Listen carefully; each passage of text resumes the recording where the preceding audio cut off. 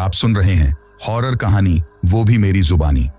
दोस्तों, आज की कहानी हमारे एक सब्सक्राइबर गोदराज ने भेजी है, तो चलिए अब ये कहानी गोदराज के पॉइंट ऑफ व्यू से सुनते हैं।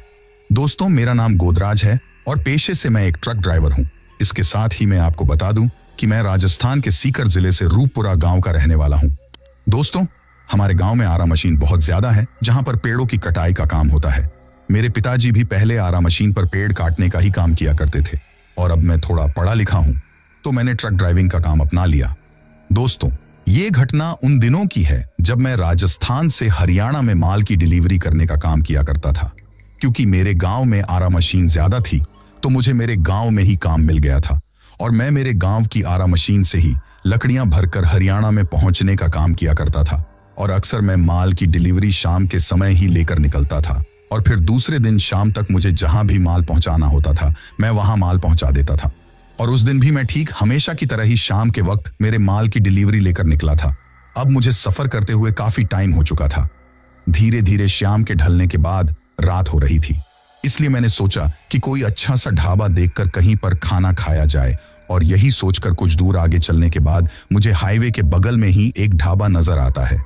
ढाबे को देखकर मैंने ट्रक की रफ्तार को थोड़ा धीमे किया। दूर से दिखने में वह ढाबा काफी ठीक ठाक लग रहा था, इसलिए मैंने उसी ढाबे पर खाना खाने का मन बना लिया और अपने ट्रक को उस ढाबे की पार्किंग में ले जाकर पार्क कर दिया। लेकिन इसके बाद जैसे ही मैं ट्रक से उतरा और जब मैंने चारों तरफ नजर घुमाकर देखा, तो मैंने देखा कि उसे ढाबे पर कुछ ज्यादा चहल पहल नहीं थी।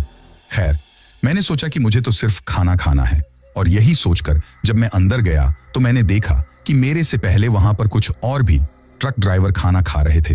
उन लोगों से थोड़ी बहुत बातचीत और हंसी मजाक करने के बाद मुझे भी जो खाना था, मैंने वह ढाबे वाले को ऑर्डर कर दिया।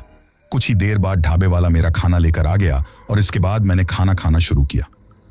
अभी मैं खाना खा ही रहा था कि तभी मेरी नजर अचानक खाना खाते वक्त उस ढाबे के बाहर खड़े एक छोटे बच्चे पर गई। वह बच्चा बड़ी मासूम नजरों से मेरी ओर देख रहा था। तभी मैं उस बच्चे की तरफ से अपना ध्यान हटाते हुए फिर से खाना खाने लगा, क्योंकि मुझे लगा कि शायद यही के आसपास का कोई बच्चा होगा।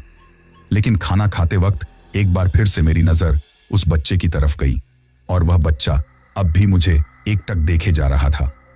इस बार जब मैंने उस बच्चे को गौर से देखा तो मुझे मालूम हुआ कि उस बच्चे ने शायद कोई स्कूल ड्रेस पहन रखी है और उसके कंधों पर पीछे की तरफ बैग भी लटका हुआ है। दिखने में वो बच्चा काफी मासूम लग रहा था। तभी मुझे लगा कि शायद उस बच्चे को भूख लगी होगी और मैंने एक बार उसके पास जाकर उससे पूछना चाहा। तभी मेरे दिमाग में ख्याल आया कि अभी रात का काफी वक्त हो चुका है और इस वक्त यह बच्चा स्कूल ड्रेस और बैग के साथ यहाँ क्या कर रहा है। यही सोचने के साथ मेरे मन में एक शंका और उत्पन्न हो गई कि कहीं यह बच्चा स्कूल से आते वक्त अपना रास्ता तो नहीं भटक गया और शायद यह अपने घर वालों की तलाश में इधर से उधर भटक रहा हो और कहीं ना कहीं इसके घर वाले भी इसे ढूंढ ही रहे होंगे। ये सब सोचने के बाद उस बच्चे के लिए मेरे मन में काफी चिंता हो गई और साथ ही साथ उसका चेहरा भी इतना मासूम था कि किसी भी व्यक्ति को उसके ऊपर तरस आ जाए। इसीलिए मैं अपना खाना बीच में ही छोड़कर उठा और उस बच्चे के पास जाकर उससे उसका नाम पूछा और वो इस वक्त यहाँ पर अकेला क्या कर रहा है, यह भी उसे जानने की कोशिश की। और तभी जो मैं पहले सोच रहा था वही जवाब उस बच्चे ने दिया। उसने मुझसे कहा कि वह स्कूल से आते वक्त अपने दोस्तों से बिछड़ गया है और अब उसके घर जाने में उसकी कोई भी मदद नहीं कर रहा है। यही बोलकर वह बच्चा थोड़ा मायूस हो गया, जिसके बाद मुझे उसके ऊपर काफी तरस आया और उसके लिए बुरा भी लगा। मैंने मन ही मन सोचा कि पता नहीं कितने टाइम से यह बच्चा भूख प्यासा यहाँ भटक रहा है। अभी मैं उससे खाने के लिए पूछने ही वाला था कि तभी अचानक से वह बच्चा बोल पड़ा, अंकल, मुझे काफी भूख लगी है। यह सुनने के बाद मैं उस बच्चे को अपने साथ उस ढाबे पर लेकर गया और उसे अपने साथ खाना खाने के लिए बैठाया। पर वह बच्चा जो मेरी थाली में खाना था उसे नहीं खा रहा था। तभी मैंने उससे पूछा कि क्या हुआ, खा क्यों नहीं रहे हो। तभी उस बच्चे ने मुझे जो उस वक्त कहा उसे सुनकर एक बार के लिए तो मुझे थोड़ा अजीब लगा, पर फिर मुझे लगा कि कोई बात नहीं, बच्चे का मन है और सभी बच्चों का मन अक्सर ऐसा ही होता है। दरअसल उस बच्चे ने मुझसे कहा कि मुझे यह नहीं खाना, मुझे तो गुलाब जामुन, जलेबी और बर्फी इनमें से कुछ खाना है। फिर मैंने उसे खाने के लिए कुछ गुलाब जामुन दिलवा दिए। पर जब वह बच्चा उन गुलाब जामुनों को खा रहा था उस वक्त उसके खाने का तरीका देखकर मुझे बहुत अजीब लगा। उसके खाने के तरीके से ऐसा लग रहा था कि जैसे कई दिनों से उसने कुछ खाया ही ना हो या फिर जिंदगी में पहली बार उसने गुलाब जामुन खाए हों। पर फिर भी मैं ये सोचने लगा कि कोई बात नहीं, बच्चा है और सभी बच्चे बचपन में ऐसे ही होते हैं। खाना खाते वक्त मैंने उस बच्चे से पूछा कि बेटा तुम्हारा घर कहाँ है और तुम्हारा गांव कौन सा है। तभी उस बच्चे ने मुझे एक गांव का नाम लिया, पर मैं उस गांव के बारे में कुछ भी नहीं जानता था। फिर जब मैंने उस ढाबे वाले से उस गांव के बारे में पूछा तो उसने बताया कि यहाँ से कुछ ही दूरी पर हाईवे के बगल में यह गांव है। तो फिर मैंने सोचा कि इसके माँ बाप इस बच्चे के लिए परेशान हो रहे होंगे, क्यों ना मैं ही इसे इसके गांव छोड़ दूं। फिर मैंने उस बच्चे से कहा कि क्या तुम मेरे साथ तुम्हारे गांव चलोगे। तो उसने हाँ में अपना सिर हिलाया और उसके बाद मैं उस बच्चे को लेकर अपने ट्रक की तरफ चल पड़ा। फिर मैंने उस बच्चे को अपने साथ अपने ट्रक में बिठाया और हाईवे के बगल से जो उसके गांव के लिए रास्ता जा रहा था उस रास्ते पर अपने ट्रक को ले लिया। अब तकरीबन रात के 10:30 बज चुके थे और मैं उस अनजान रास्ते पर उस अनजान बच्चे के साथ अपने ट्रक को लेकर जा रहा था। अब मैं ट्रक को लेकर उस रास्ते पर काफी दूर आ चुका था, लेकिन अभी तक भी मुझे उस रास्ते पर कोई भी गांव नजर नहीं आ रहा था। इसीलिए मैंने उस बच्चे से पूछा कि बेटा और कितनी दूर है तुम्हारा गांव। तभी वह बच्चा बस मुझे चलते रहने का इशारा करता है और अब वह रास्ता धीरे धीरे बहुत ज्यादा वीरान और सुना होता जा रहा था। मुझे तो उस रास्ते को देखकर आगे कोई भी गांव होने की उम्मीद नजर नहीं आ रही थी। तभी मैंने उस बच्चे से फिर से कहा कि बेटा इस सुनसान रास्ते पर कितनी दूर और है तुम्हारा गांव। तो इस बार अचानक से वह बच्चा बोल पड़ा, आगे जाकर एक शमशान घाट आएगा, मुझे वहीं पर उतार देना। उस बच्चे की बात सुनकर मैंने अपने हाथ में पहनी घड़ी की तरफ अपनी नजर घुमाई और समय को देखकर मुझे उस बच्चे की यह बात बहुत अजीब लगी। तभी मैंने कहा कि शमशान घाट पर क्यों, तुम्हारा घर कहाँ है? मैं तुम्हें तुम्हारे घर पर ही छोड़ देता हूं। वैसे भी अब मैं इतनी दूर आ ही गया हूं तो थोड़ी दूर और सही। खैर वैसे मुझे लेट तो बहुत ज्यादा हो रही है और अब इतनी दूर मुझे वापस भी तो जाना है। अभी मैं उस बच्चे से यह सब बातें कह ही रहा था कि तभी उसने मेरी बात को बीच में काटते हुए बोला, तुम्हें वापस कहीं नहीं जाना, तुम चिंता मत करो, अब तुम्हारे जीवन के सारे काम खत्म हो चुके हैं, क्योंकि अब तुम हमेशा हमेशा के लिए मेरे साथ रहोगे। यह बोलकर वह बच्चा मेरी तरफ देखकर एक अजीब तरीके से मुस्कुराने लगा। इसी के साथ मैं थोड़ा डर गया, लेकिन उसकी बातों और उसकी मुस्कुराहट से ज्यादा मेरे डरने की वजह कुछ और ही थी।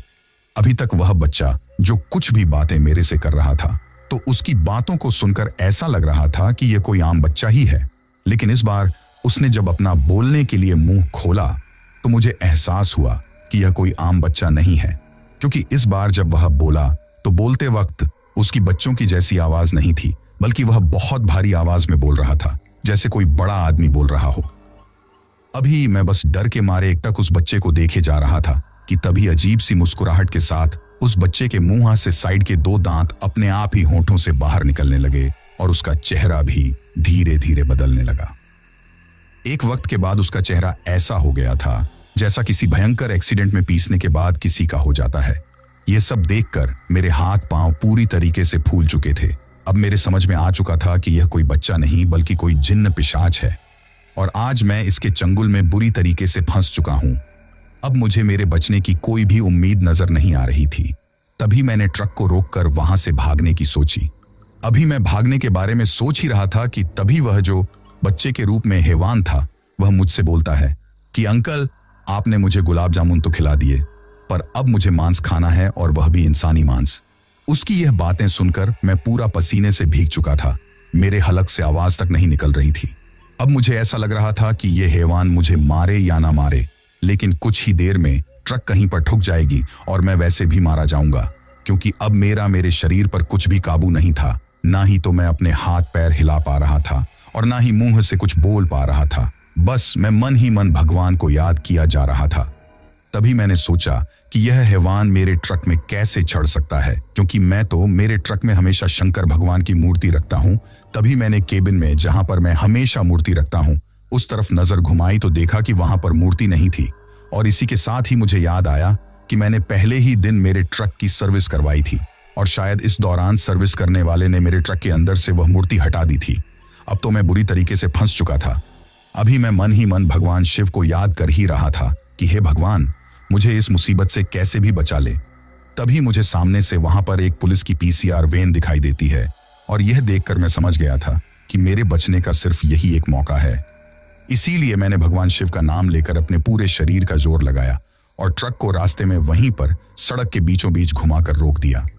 ये देखकर वह पुलिस की पीसीआर वैन भी वहीं पर रुक गई और उसमें से कुछ 3-4 पुलिस वाले नीचे उतरे। मैंने भी भगवान शिव का नाम लेकर ट्रक से नीचे छलांग लगा दी। मेरे छलांग लगाते ही उस शैतान ने मुझे पकड़ने की कोशिश की, लेकिन तब तक वो पुलिस वाले मेरे काफी करीब आ चुके थे और वो काफी ज्यादा गुस्से में थे, इसलिए जल्दी जल्दी मेरी तरफ बढ़े और मेरे पास आकर मुझसे कहने लगे कि क्यों भाई, शराब वगैरह पी रखी है क्या? ऐसे बीच रास्ते में गाड़ी कौन रोकता है, वह भी इस तरह से? तभी मैंने उन पुलिस वालों से कहा कि साहब मुझे इस शैतान से बचा लीजिए। उन पुलिस वालों ने बड़े ही आश्चर्य के साथ मेरी तरफ देखा और मुझसे कहा, किस शैतान की बात कर रहे हो? तभी मैंने उनसे कहा कि वही साहब जो ट्रक में केबिन में बैठा है। तभी पुलिस वालों ने ट्रक के केबिन की तरफ देखकर कहा कि केबिन में तो कोई भी नहीं है। तभी मैंने डर के मारे थरथराते हुए उन पुलिस वालों से कहा कि साहब आप ठीक से देखिए, वो इसी के केबिन में बैठा है और मुझे जान से मारना चाहता है। लेकिन फिर भी पुलिस वालों ने वही जवाब दिया कि केबिन में कोई भी नहीं है। फिर मैंने शुरू से लेकर अंत तक जो भी घटना मेरे साथ हुई वह सारी घटना उन पुलिस वालों को बताई। तभी उन पुलिस वालों में एक थोड़ी ज्यादा उम्र के पुलिस वाले अंकल थे। उन्होंने मुझसे कहा कि मैं तुम्हारी बात समझ गया और मैं तुम्हारी बात से सहमत भी हूं। आज से कुछ साल पहले एक ट्रक वाले ने एक स्कूल के बच्चे को सड़क पर चलते वक्त टक्कर मारकर कुचल दिया था और तभी से उस बच्चे की आत्मा उस रास्ते से गुजरने वाले कई ट्रक वालों को परेशान करती है। आज तो तुम्हारा नसीब अच्छा था जो तुम बच गए, वरना कई ट्रक ड्राइवरों की तो लाश भी नहीं मिलती। और जिनका नसीब तुम्हारी तरह अच्छा होता है और जो बच जाते हैं, वो बचने के बाद बिल्कुल तुम्हारी तरह की कहानी हमको सुनाते हैं।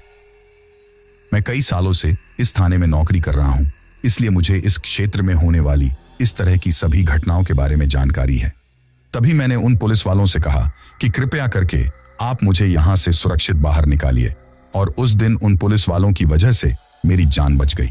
ये वाकया होने के बाद मुझे हमारे राजस्थान में कहीं जाने वाली बड़े बुजुर्ग लोगों की सिर्फ एक लाइन याद आ रही थी कि उड़ते तितर लेना इंसान को हमेशा परेशानी में ही डालते हैं। आप में से जो लोग राजस्थान से होंगे वो इस कहावत का मतलब जरूर जानते होंगे।